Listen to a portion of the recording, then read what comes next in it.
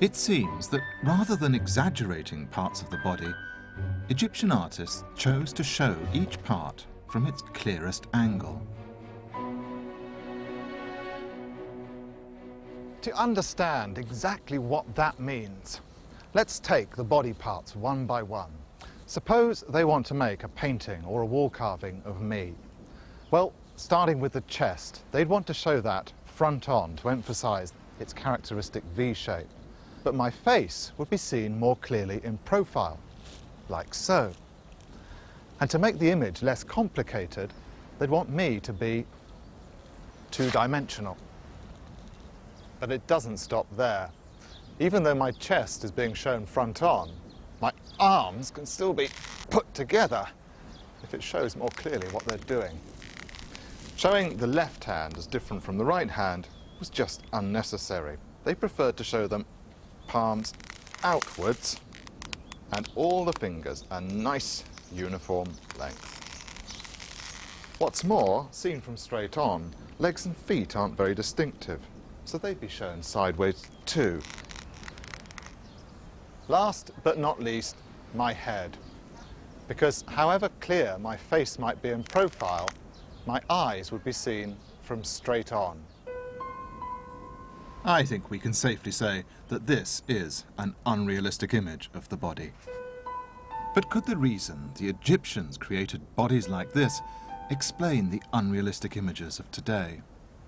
To find out, I wanted to know if this was just a style favoured by certain artists or something more significant. The answer couldn't have been clearer. Take this image here. It's got all the aspects you saw me turn into earlier. Fix that in your mind. Okay? Now, come along with me. That image is found in the oldest part of the great temple of Karnak.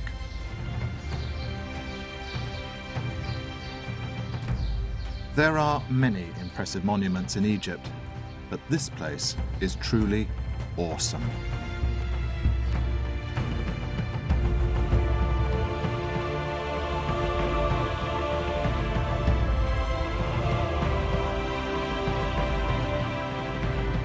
Karnak wasn't built all at once. It was added to, bit by bit, by successive pharaohs and generations of craftsmen. Walking through these columns, you walk through time. You can get lost in hundreds of years of Egyptian history. Which is why it's the perfect place to see just how Egyptian art changed over time. The image of the body I just asked you to fix in your head was carved in about 1900 BC.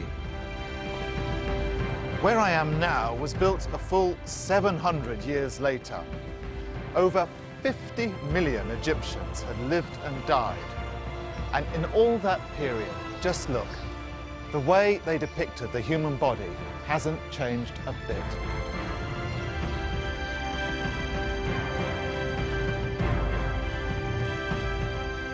And that's just what you see here. But in fact, the Egyptian style didn't just last 700 years. It lasted 3,000. And in all that time, this was the only image of the body that anyone ever saw.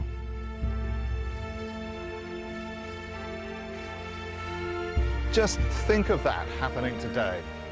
Take, say, one of those Picasso paintings with the arms and legs and eyes all over the place. Now, imagine that was the only image of the human body you ever saw throughout your life. And then imagine it was the only image of the human body your children saw, and every generation up to the 41st century.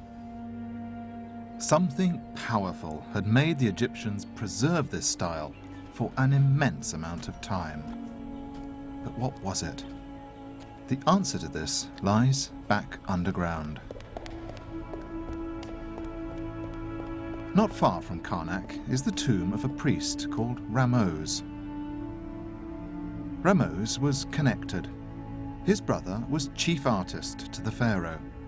So before his death, work began on decorating his tomb with some exquisite paintings and reliefs. But before it was finished, the pharaoh died. His brother lost the job, and work ground to a halt. Bad news for Ramos. Good news for us, because on one of the unfinished walls, archaeologists found some telltale signs, clues to why the Egyptian style never changed. Traced across the surface of the plaster are the fine red lines of a grid that covers the entire body. They analysed this grid, recording numerous details. The figure was 19 squares tall. The feet were 2.5 squares long. The pupil of the eye was 1 square off the centre line. They then applied this same grid to other images from all over Egypt. Sure enough, they fitted. This is why the style remained unchanged for so long. Egyptian society clearly didn't want it to change. Their images were driven by a shared obsession with consistency and order. Precisely the cultural values on which the entire civilization had been founded. And once you've seen this obsession in their paintings of the body, you start to see it in everything they did. You see it in their buildings. The 3 pyramids at Giza contain enough stone to lay a wall around Spain. They're massive embodiments of the hierarchy that ran from the pharaoh downwards.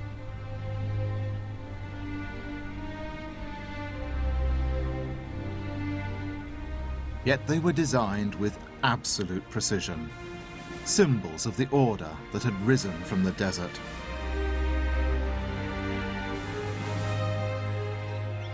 And you can also see this obsession with permanence and order in their statues. Like their buildings, these were made on a simply astonishing scale.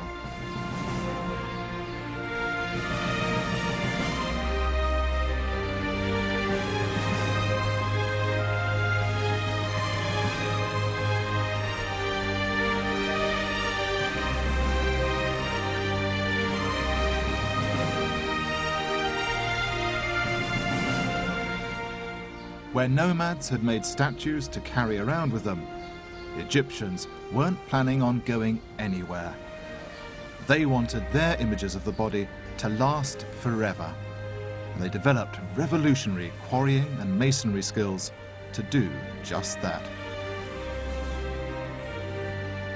Again, their obsession with order made these statues just as formal and rigid as their paintings. Egyptians created images of the body this way, not because of how their brains were hardwired, but because of their culture.